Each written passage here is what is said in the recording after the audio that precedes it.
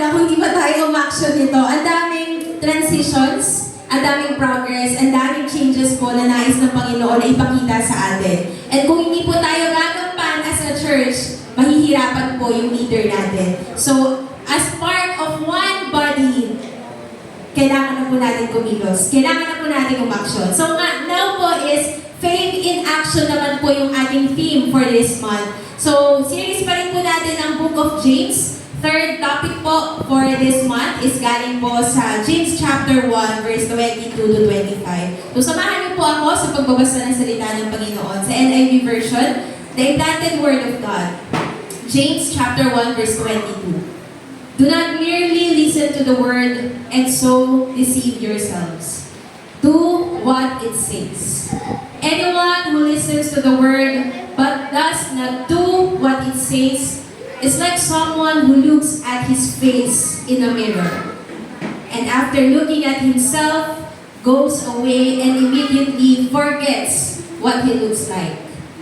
But whoever looks intently into the perfect law that gives freedom and continues in it, not forgetting what they have heard, but doing it, they will be blessed in what they do. Tignan po natin sa Tagalog na version, Santiago chapter 1, verse 22 to 25. Mamuhay kayo ayon sa salita ng Diyos. Kung ito'y pinapakinggan lamang ninyo, ngunit hindi isinasagawa, dinadaya ninyo ang inyong sarili. Sapagkat ang nakikinig ng salita ngunit hindi sumusunod dito ay katulad ng isang taong tumitingin sa salamin at pagkatapos makita ang sarili ay umaalis at kinakalimutan ng kanyang anyo. Ang taong nagsasaliksik at nagpapatuloy sa pagsunod ng kautosang ganap na nagpapalaya sa tao ang pagpapalain ng Diyos sa lahat ng kanyang gawain. Siya ang taong gumagawa at hindi siya katulad ng nakikinig lamang at pagkatapos ay nakakalimot. So very timely po ang message sa umagang ito. Kaya kumapit tayo dahil marami po tayong matututunan today. So sa mga nakaraan pong mga panahon, nagka-lockdown, nagka-pandemic, nagka-COVID, usong-uso po yung mga tinatawag na gardening or yung mga tao na biglang naging maalagain sa mga plants. So, sino po dito yung mga naging plantito at plantita nung mga COVID or lockdown serye natin? Sino po dito yung mga naging plantito at plantita? Marami-rami po yan for sure. So, yung mga halaman natin, yung mga empty spaces, nagkaroon ng mga tanim, naging garden, ganyan. And yung mga lugar nila sa Sita sa San Juan, yung kanilang garden doon, pinalagutin nila yun during the lockdown. So, kung titignan natin, ano yung connection ng plants or yung pagtatanim sa ating topic ngayon? Pag sinabi po kasing implant, marami po itong kasing kahulugan. Pwede po to install, to graft, to insert, to plant, put in place, to inject, inculculate, or impress. Kung sa medicine naman po, familiar tayo ngayon, marami nagpapa-enhance, nagpapatangos ng ilong, nagpapadagdag ng kung ano-ano sa katawan. Implant din po yun. Pagdating naman po sa pagtatanim, naghuhukay ng malalim, nilalagay doon yung mga bagay, pinifix doon, siniset securely, implant din po yun. Pero sa kabilang banda, pag nilalagay naman sa isip, sa utak ng tao, ini-impress sa kanyang kaisipan, yung isang bagay, implant din. So marami kasing kahulugan yun. So ngayon titignan natin ano sa mga ito yung pwede natin makuha. Pag sinabi sa Tagalog, ang implant, ilagay, ipunla, or itanim. So ngayon, implanted word of God or the implanted word of God is also means itinanim na salita ng Diyos. So gagamit tayo ng metaphor ngayon. Paano maitatanim ang salita ng Diyos sa aking puso at sa aking isipan? Pwede po ba? Posible po ba yun? Posible po yun. So merong 4 na letter R lang dito. So madaling po natin itong maalala. First letter R is to respond. May tatanim natin ang salita ng Diyos sa ating puso at sa ating isipan by responding. Sabi sa verse 22, do not merely listen to the word and so deceive yourselves. Do what it says. Pag sinabing listen, ito yung mga taong nakikinig lang. Yan, parang ngayon, nakikinig tayong lahat. Sana nakikinig tayo.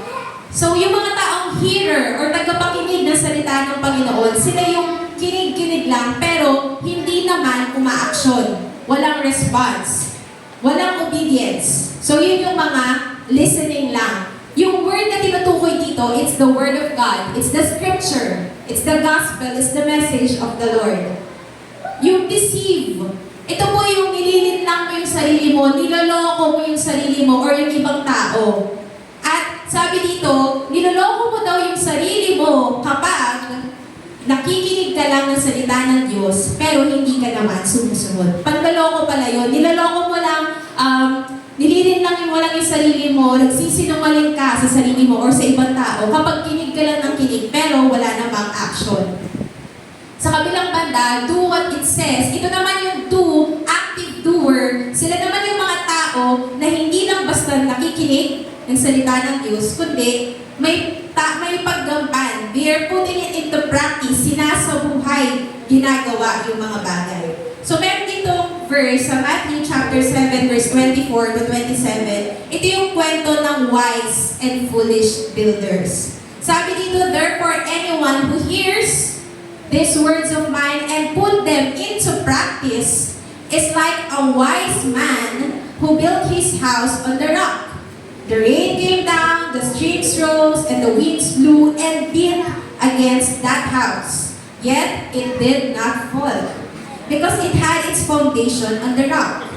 But everyone who hears these words of mine and does not put them into practice is like a foolish man who built his house on sand. The rain came down, the streams rose, and the winds blew and beat against that house. And it fell with a great crash. Dito po may isang picture para ma-imagine natin, ito yung bahay na sinasabi.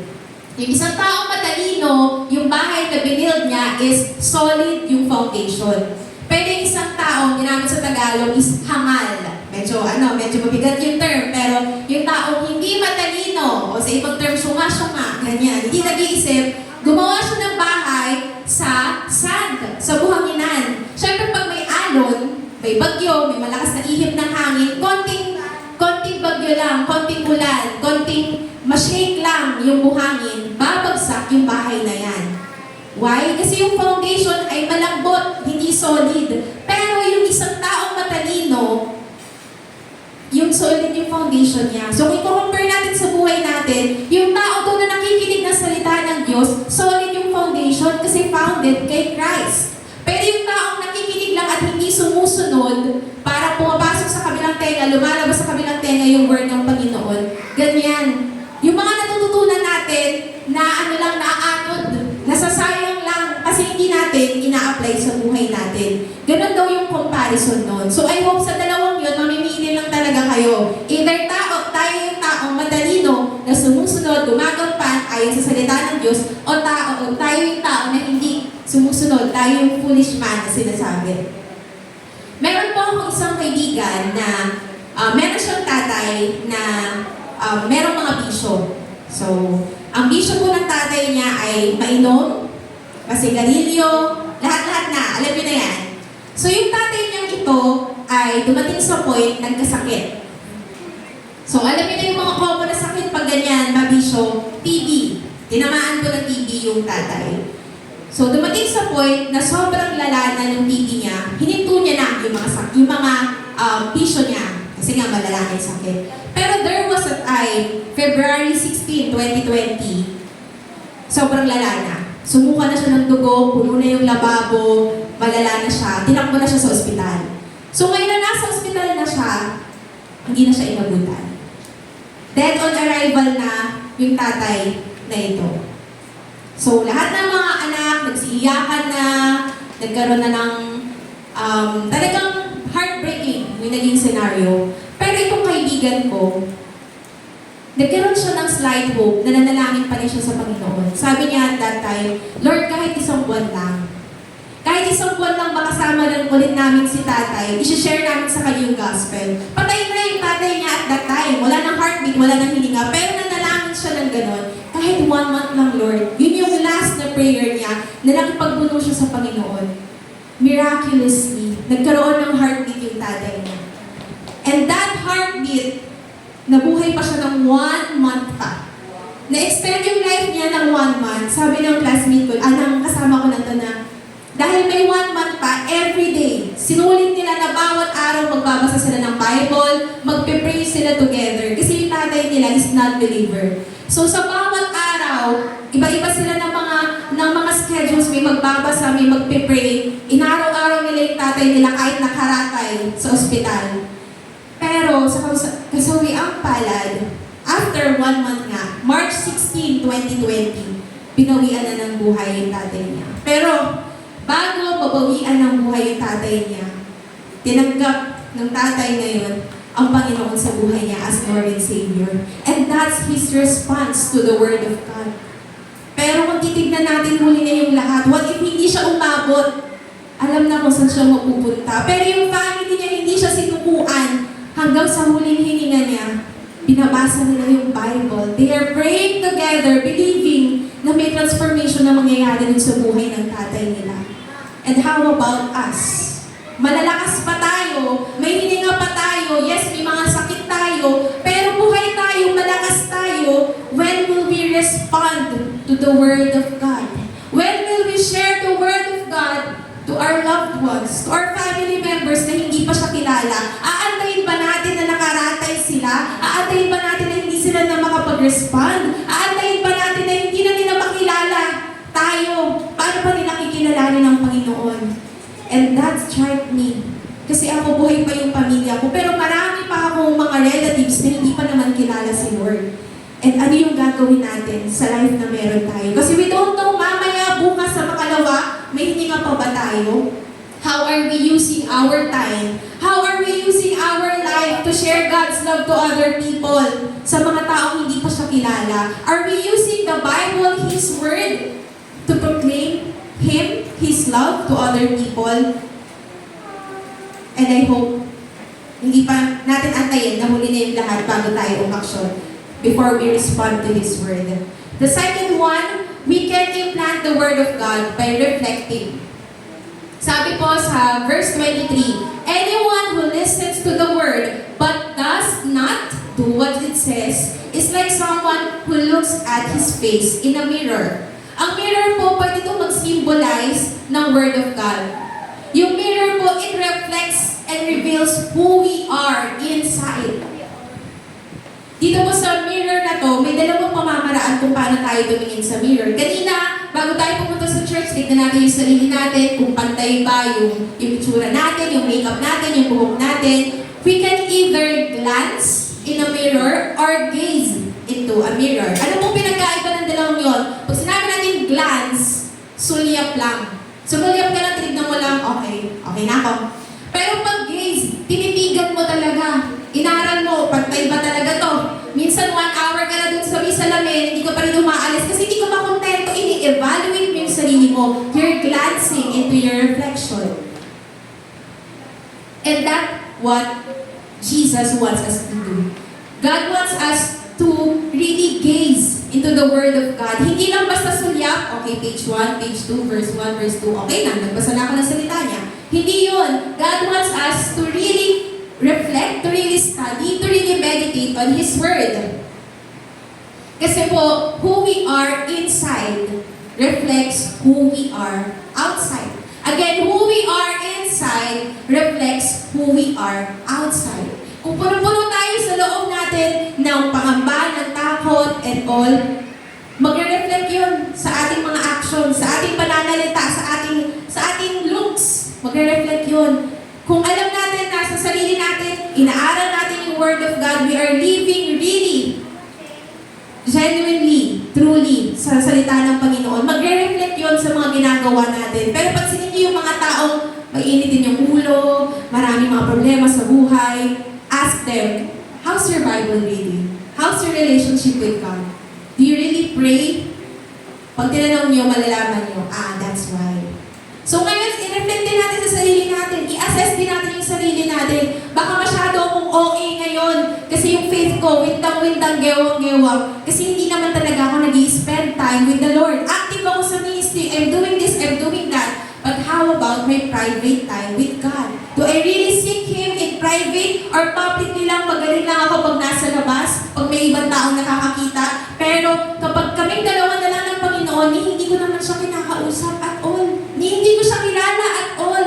Kilala ko lang siya kapag may kailangan. Pero pag hindi ko siya kailangan, siya pwera na naman siya. Do we treat God like that? He doesn't deserve it. Kasi ang Panginoon, Diyos natin siya. We have to know Him. We have to make an effort para makilala natin siya. Di ba pag may gusto tayong tao, kinikilala mo yung pamilya, kinikilala mo yung buong angkan, kinikilala mo siya kung sino siya. Because you like that person. You love that person. And if you really love the Lord, kikilalanin natin siya. And how can we know Him? We have His Word. We have the Bible. We have the Scripture. That's how we can know Him. That's how we can communicate with Him. Pero do we really spend time na i-flip yung pages ng Bible natin? Or yung Bible app natin? Or inuubos natin yung oras natin sa mga bagay na hindi naman mahalaga?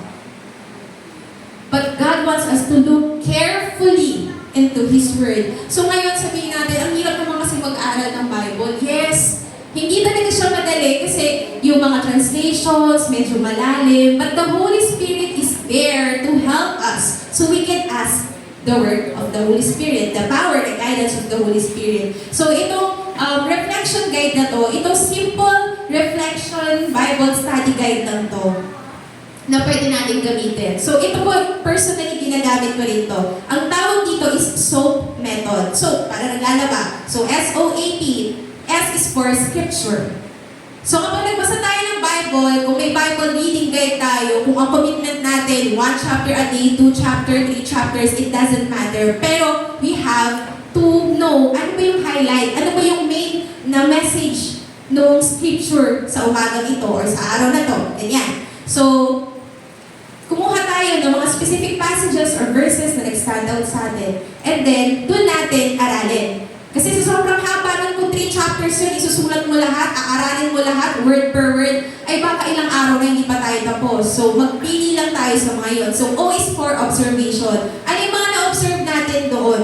Ano yung context nun? Para kanino kaya sinulat yun? Kailan kaya sinulat to? Ano ba yung history ng time nila? Kasi hindi natin maiintindihan yung mga writings sa Bible kung hindi natin uungkatin ano ba yung pinagmulan nun. Kasi ibang-iba yung panahon nila, yung cultures nila, ibang-iba yung mga sinulatan nila, ibang-iba yung mga audience, recipients ng mga word ng Panginoon noong time nila versus sa atin ngayon. So, mahihirapan tayo makarelate kung hindi natin aaralin yung mga yun. So, kahit pa paano, alamin natin, aralin natin yung context, ano yung main lesson, ano yung theme na yun, ano may mga words ba na nauulit, ano yung na-observe natin doon, we can write it down. And A is for application. Ano yung sinasabi sa atin ng Panginoon sa mga words na to? How can we apply these old writings into our modern life today?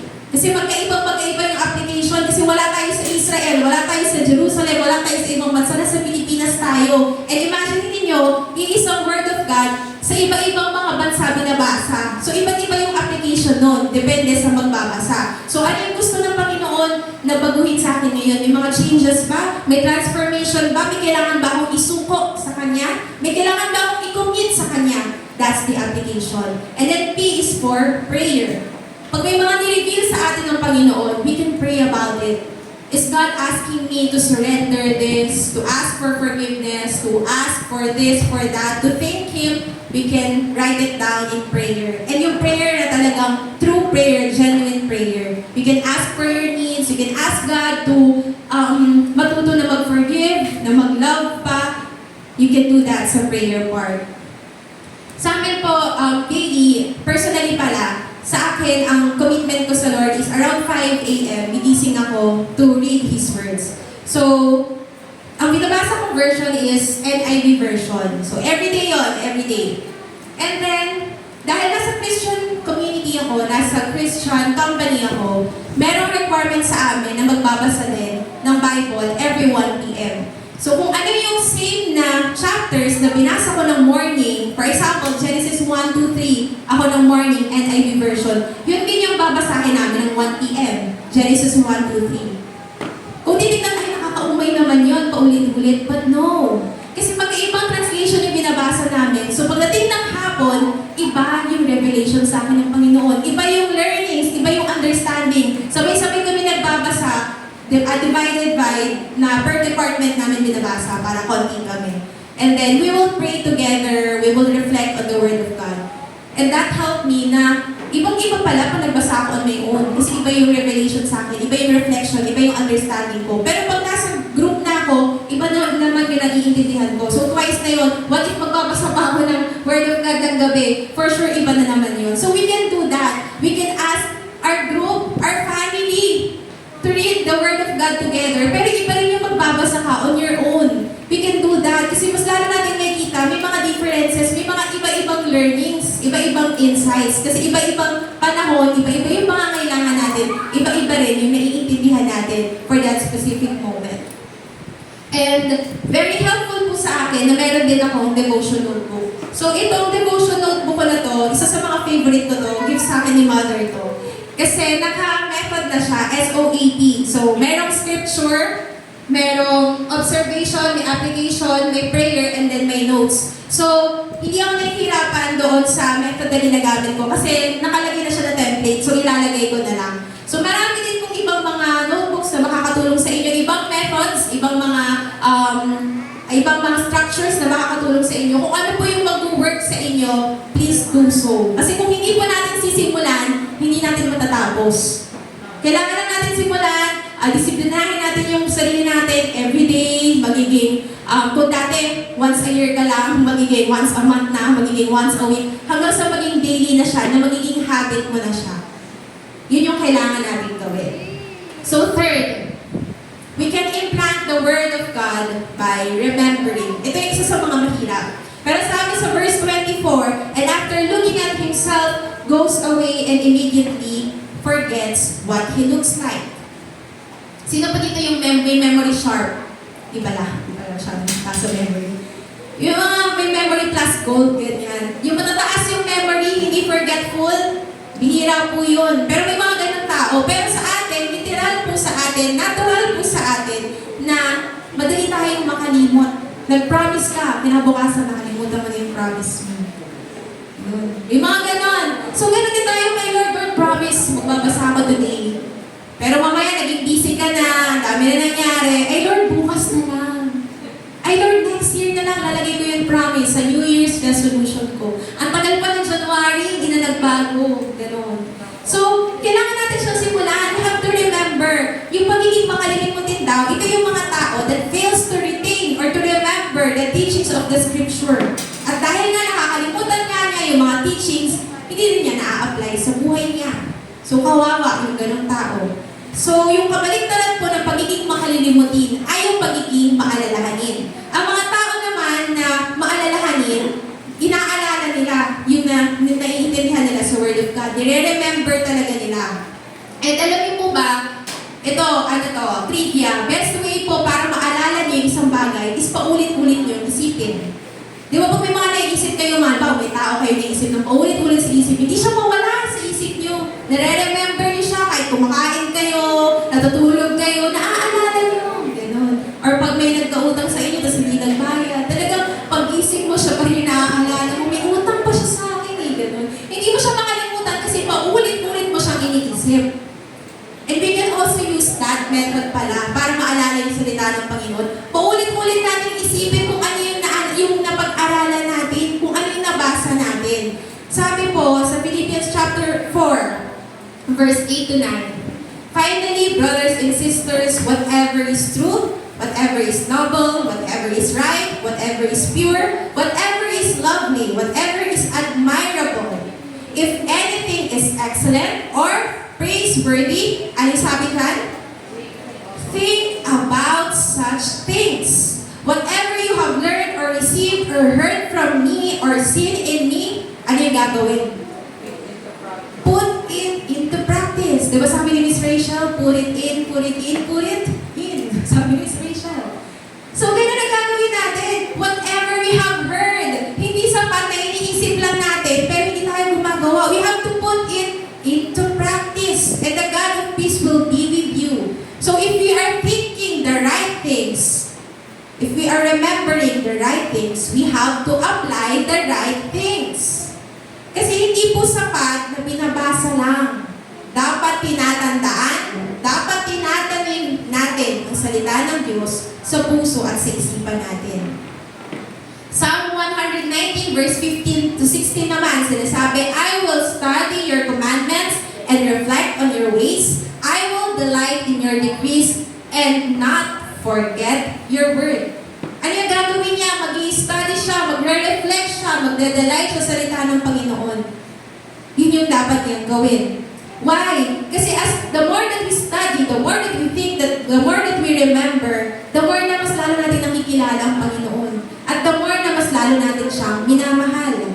At the more na mas minamahal natin ang Panginoon at ang kanyang mga salita, His words become a constant guide sa ating buhay. To every aspect ng buhay natin, naapektuhan din yun positively. If we will really study the Word of God. And that's the question. Do we really study and remember the Word of God? That's for us to answer. Ito pong Psalm 119, very memorable sa akin. Sino po nakakaalam kung ilang verses to sa Bible? 100? Higher? 160 higher? Higher? 180 lower? Lower naman po. 170 higher pa konti. Sige, mahirapan natin. 170, one more. 176, very good. Very good, children. 176 verses po ang Psalm 119. And that's the longest chapter in the Bible. Baka sabihin nyo, ay, ganyan ba yung requirements, sis? Kailangan 176 chapters ang kabisaduhin. Hindi naman, pero if you want, sige.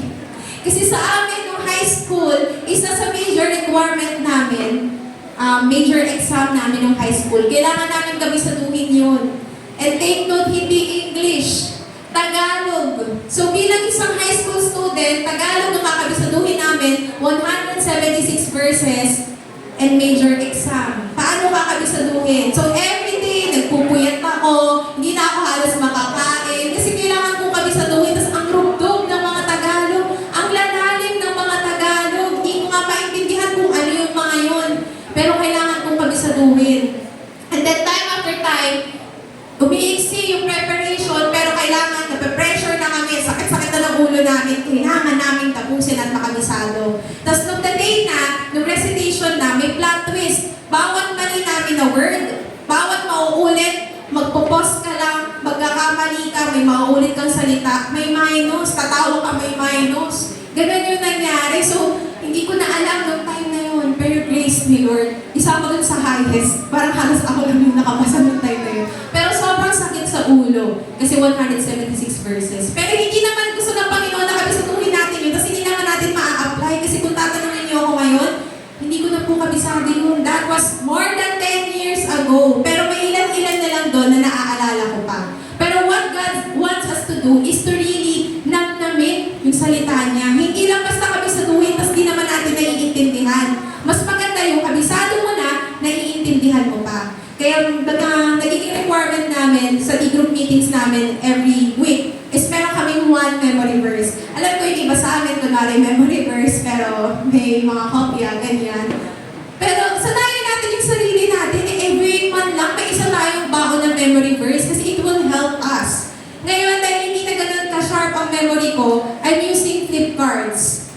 Dito sa flip cards po, may mga verses and chapters sa likod, tapos sa kabilang side, kung ano yung verse na yon. So pag may mga time, pag nandito ako sa bahay, sinashuffle ko to, tapos kukuha ako ng isang card, i-reset ko sa sarili ko kasi gusto kong maalala. Kasi pag dumating yung time na wala na akong maalala at all sa salita ng Diyos, baliwala na inaaral ko yun. Kung hindi ko naman naaalala, kung hindi ko naman naiintindihan, at kung hindi ko naman naa-apply. And very fresh po, kagabi, sobrang sama ng panaginip ko, as in bad dream. And yung panaginip ko first time, eto, medyo terrifying, pero may papatay sa akin sa panaginip ko. And talagang may hawak na siyang kutsilyo. And yung hawak niyang kutsilyo, itatarak na talaga niya sa akin. Pumuwela na siya, sumigaw na siya. Pagpatarak niya ng gano'n, sumigaw din ako. And thank God kasi nagising ako. Kasi pwedeng hindi na ako magising noon. What if pinatay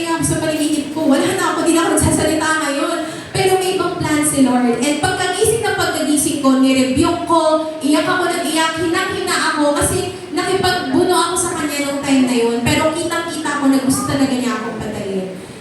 And inaalala ko yung mga verses, kailangan kong ma-comfort, kailangan kong alalahanin ano yung verse na mag-a-apply sa panahon natin ngayon. And pinaalala sa akin ni Lord, yung Psalm 23. Habang umiiyak ako, habang nananalangin ako, inaalala ko yung family ko, inaalala ko yung church, inaalala ko yung groupmates ko. Sabi ko dun, nung time na yun, Lord, sasabihin ko tong verse na to with all my faith. Na pinakahawakan ko tong verse na to. Kasi takot na takot ako kaninang madaling araw, around 2 to 3 a.m. yun. Sabi sa Psalm 23, "The Lord is my shepherd. I shall not want. He makes me lie down in green pastures. He leads me beside still waters. He restores my soul. He leads me in the paths of righteousness for His name's sake. Even though I walk through the valley of the shadow of death, I will fear no evil, for You are with me. Your rod and Your staff, they comfort me. You prepare a table in the presence of my enemies. You anoint my head with oil. My cup overflows. Surely, goodness and mercy shall follow me all the days of my life. And I shall dwell in the house of the Lord forever." Those passages strengthened me kanina kasi akala ko that's the end of my life. Yung panaginip ko parang sobrang totoo na akala ko katapusan ko na. But God comforted me using those words that I will fear no evil, for You are with me. And that's the power of the Word of God. If hindi ko kabisado yung Word of God, mapanghihinaan ako, baka hindi ako nagising kanina. If God is not guiding me, hindi ko alam kung ano yung mangyayari sa akin. Baka sabihin yung OA naman, panaginip lang yun. But that's really, I believe that's the work of the enemy. He's stopping me. Yung ganon. Pero, dineclare ko ng time na yun that God is with me. May shepherd, yung pastor ko, He is with me. He comforts me. And that's really comforting. So, if you want to really remember and to apply His Word, you have to study it. Para kung may gera man, kung may laban man, may baon tayo. Kasi God's Word parang bala yan. Pag wala kang bala sa gera, defeated ka. Again, kung wala kang bala sa gera, defeated ka. Pero binigay na sa atin ng Panginoon lahat ng means, lahat ng resources. Kailangan lang natin basahin. Kailangan natin aralin. Kailangan natin isa puso at isa isip. So now we will go to the fourth one. We can look forward to a reward. We can implant the Word of God by looking forward to a reward. Sabi sa verse 25, "But whoever looks intently into the perfect law that gives freedom and continues in it, not forgetting what they have heard, but doing it, they will be blessed in what they do." Ang perfect law, sabi po sa Greek term, sa original translation, ito ay teleos nomos. The perfect law is the teleos nomos. It is the complete, faultless instruction of God. It is His Word. His Word that brings freedom and liberty. Freedom from what? Freedom from the bondage of sin. Freedom from death. Freedom from all the slaveries of sin. So that ang isang tao nakikinig at sumusunod sa salita ng Panginoon ay magkakaroon ng kalayaan. He will walk in obedience and he will be free. John chapter 8 verse 31 to 32, sabi ng Panginoon, Jesus said to the Jews who had believed in Him, "If you abide in my word, you are truly my disciples, and you will know the truth, and the truth will set you free." But the question is, how can we know the truth if hindi natin binabasa yung Bible? Madali sa ating masway, madali sa ating maniwala sa fake news. Kasi hindi natin alam, what's the truth ba? Ano ba yung totoo, ano ba yung hindi? Madali sa ating maniwala kasi hindi natin alam, ano ba yung katotohanan? Ano ba hindi yung hindi? Kung hindi natin inaaral yung salita ng Panginoon, forever tayong slave ng kasalanan. Forever na tayo nakakulong sa kadiliman. Pero if we open the Bible, it will give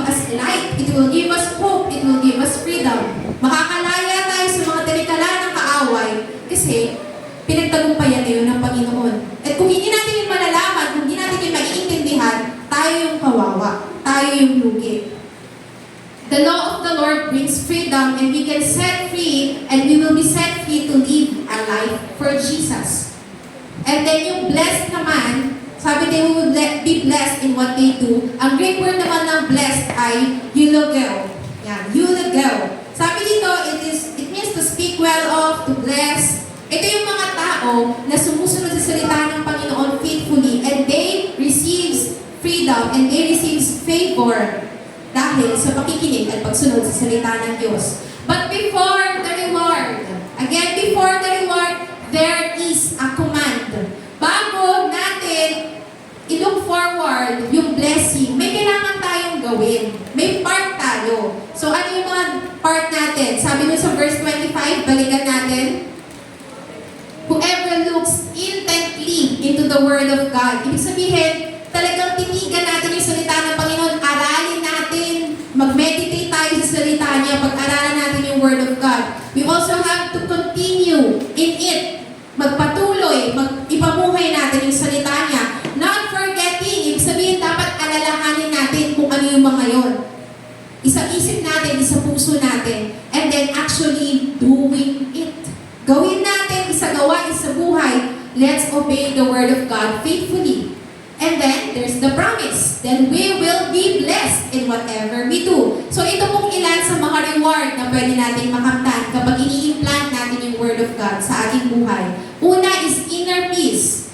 Meron tayong kapayapaan ng loob. Meron tayong guidance kapag tayo ay nagde-decide. Hindi tayo yung parang horoscope. Kung ano yung horoscope ko today, swerte ako today, that's my faith. Hindi ganun. We have to i-depende natin yung life natin sa sinasabi ng word, hindi sa sinasabi ng world. Again, let's depend our faith ito according to God's word, not according to what the world says.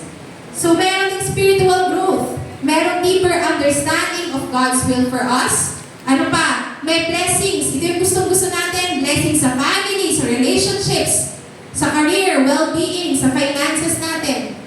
And we can also be transformed. Transformation ng life natin, ng heart, ng mind natin, and alignment of our lives according to God's purpose. Ito yung ilan. Marami pa dito, pero ito yung ilan lamang sa mga rewards, sa mga blessings. Sinong talo? Sinong lugi? Nagbasa ka na nga, na-strengthen ka na nga, na-encourage ka na nga, may blessing ka pa.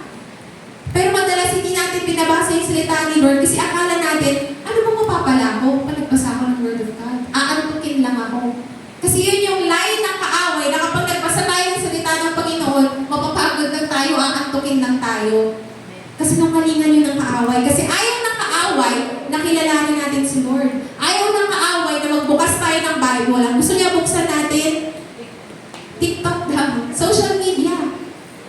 Gusto niya ang buksan natin at ungkatin at pag-aralan natin yung buhay ng kapitbahay natin. Gusto niya yun yung mga pinag-uusapan natin. Yung hindi naman tayo magbe-benefit. Gusto niya magkagulo tayo, mag-away-away tayo. That's what He wants. Pero, puntuwa pa tayo. Ginagawa nga natin yung ano yung gusto niya. But we have to make an action. Ito yung other helpful ways naman to implant God's Word in our lives. Kailangan natin to really read and study the Bible. Kung may mga libro tayong mga binabasa, Facebook, ang book yun. Wag! Bible ang unahin natin. Bible muna. Sabi nila magandang practice. Bago mo hawakan yung cellphone mo sa umaga, hawakan mo muna yung Bible mo. Kasi kung may good news ka na makukuha, bago mo ma-receive yung message na inaantay mo galing sa someone, ma-receive mo muna yung message na galing sa Creator.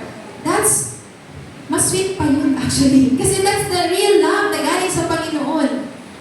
Bago magkagulat pang yung mundo mo, bago ka magbukas ng email mo sa work, bago mo buksan yung mga pinapaproject sa'yo ng teacher mo, ikalma mo muna yung sarili mo. Meditate on the Word of God. Digest the Word of God. Para meron kang bala bago ka sumabak sa gera. Diba? And then, we can implant the Word of God by personal reflection and prayer. Attending worship services, gaya po nito. Hindi po nasasayang yung nakikinig tayo ng Word of God, nakikipag-gather tayo sa worship services, kasi tayo po yung nagbe-benefit naman talaga. And we are really giving honor and praises to the Lord. And discipleship groups, listening to sermons, ayan, and teachings based on the Word of God. Ano pa? Surrounding yourself with a community of believers. Etong mga to, kung nagbabasa ka, nag-a-attend ka ng worship services, may discipleship groups ka, nakikinig ka ng sermon, pero nag-fail ka sa isa sa mga to, like yung surrounding yourself with a community of believers, madalas, talo ka pa din. Kasi kahit anong effort mo na kilalanin ng Panginoon, kapag ang environment mo, ang surrounding mo, is, habang nagbabasa ka ng Bible, may tumatawag sa'yo, pre, ano tayo? Gather tayo, pre.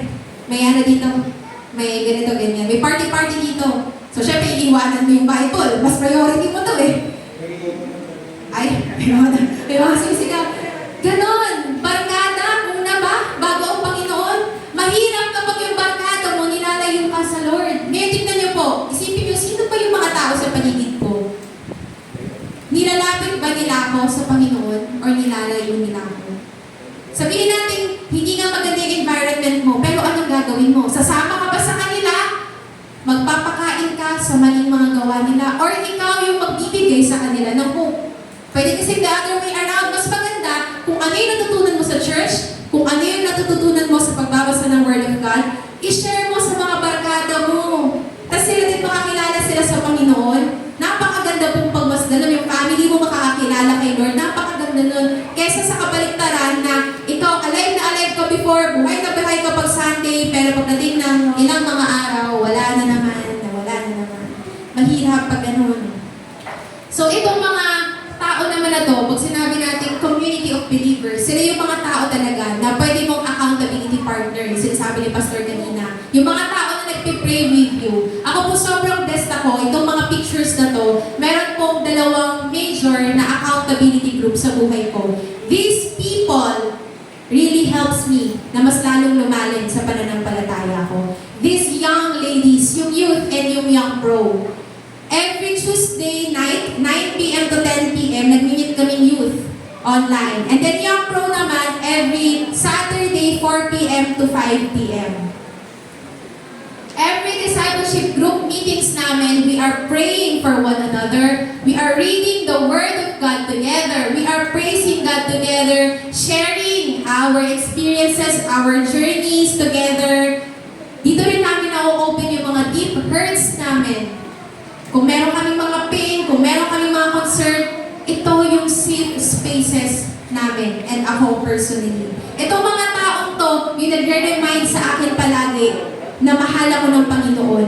And I am loving God more kasi dahil sa mga taong to. They are the ones who's there to support me, to pray for me, to encourage me. And madalas, nire-rebuke din nila ako. Sila yung mga tao na kaya kong maging transparent, kaya kong ipakita kung sino ako, yung mga kahinaan ko, and God is using them din para ipaalala sa akin na may mga bagay din akong kailangan gawin or hindi na nagagawa. So we are that transparent to one another. And then bonus pa, kasi sa aming work, meron din kaming discipleship group. Ang tawag sa amin is care group. Every Monday morning naman, bago kami sumabak sa laban, ng isang buong linggo na work, nag-meet muna kami per care group. So usually less than 10 people kami. And iba-iba ang genders. So sa care group na yan, we are also studying the Word of God together, praying for one another, sharing experiences. And sobrang blessing yan for me. Kasi iba-ibang ages yung kasama ko. May mga nanay, may mga tatay. Iba-ibang experiences yung napapakinggan ko. And we have that one common goal, and that is to know God more. And then sa kabilang side, Perry's Angels. Why Perry's Angels? Kasi po, yung hawak kong girl, yung nasa kaliwa ko, siya po si Ate Perry. Siya po ang aming director. Siya yung director of all directors. So, yung nasa rightmost part, yung dalawang girls doon, sila yung angel number 1, angel number 2, ako yung angel number 3. Perry's Angels kami. Why? Kasi tatlo kami, directly kami nag-work under kay Ate Perry. So kapag ang work mo ay diretso ka sa boss ng mga boss, syempre iba yung pressure. Iba yung responsibility, iba yung confidentiality, iba yung challenges, ibang-iba. Kasi nga, kumbaga, second in line kami, kanang kamay, kaliwang kamay kami. So every day, that angels, sila din yung tumutulong sa akin. They are the ones na nag-remind sa akin pag stress na kami, pag pagod na kami. We are praying for one another, encouraging one another, reminding one another that we are here, nasa Bible ministry kami. Kailangan namin gampanan yung ministry. Mahirap man or madali, we have to move forward. Kasi nandun kami because of the ministry. Because we love the Word of God. And that's really helpful for me. So to conclude, the implanted Word of God requires our faith in action. We have to first respond, active response, faith through action. So kailangan natin ipakita at gawin. And dapat yung choices natin align sa kalooban ng Panginoon. Second is to reflect, to meditate in the Scripture, to pray for insight, to contemplate. Kasi yun po yung mag-lead sa atin to a spiritual growth and deeper relationship with God. Third is to remember. We have to really memorize the Scripture. Kahit one verse lang yan, makakatulong po yan sa atin. Para in times of temptation, in times of struggle, in times of hardships, yung biblical truth na yun, we can recall that para maging strength natin, encouragement, and guidance. And fourth, we have to look forward to a reward. Dalawa po yung reward na yun. Dito sa present time natin, those rewards can be peace, joy, fulfillment. Makakamit na natin yun ngayon.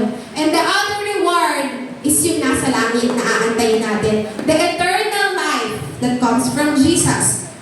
And makatatagpuan at makakamtan lang natin yun if we really have the true, the genuine relationship with our Lord and Savior.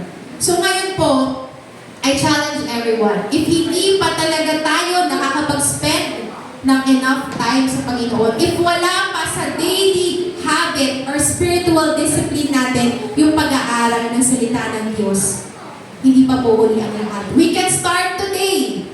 Hindi tomorrow, hindi later, today. Kasi pag pinagmamaya natin, makakalimutan na natin yan.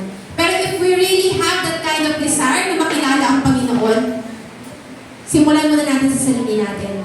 Let's start studying the Word of God. Let's start reflecting, responding into the Word of God. Let's start remembering the Word of God.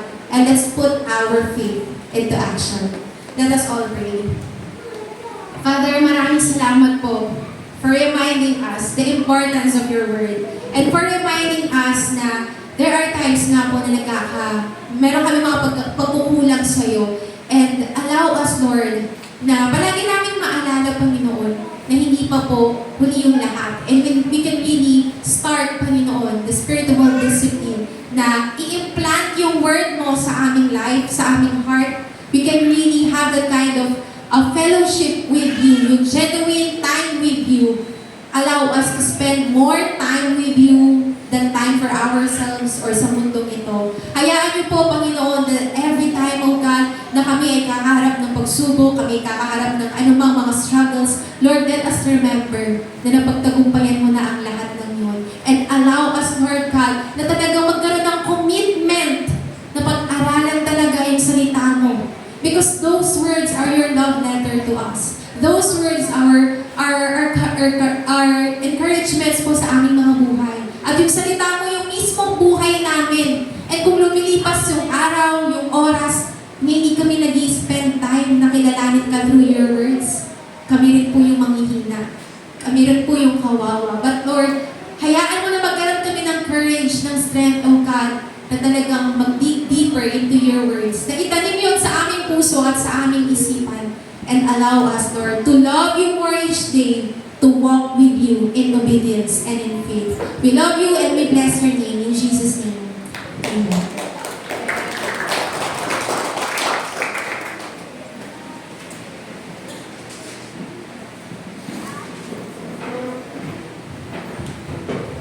Amen. Purihin ang Panginoon. Talaga naman pinagpala tayo ng Diyos.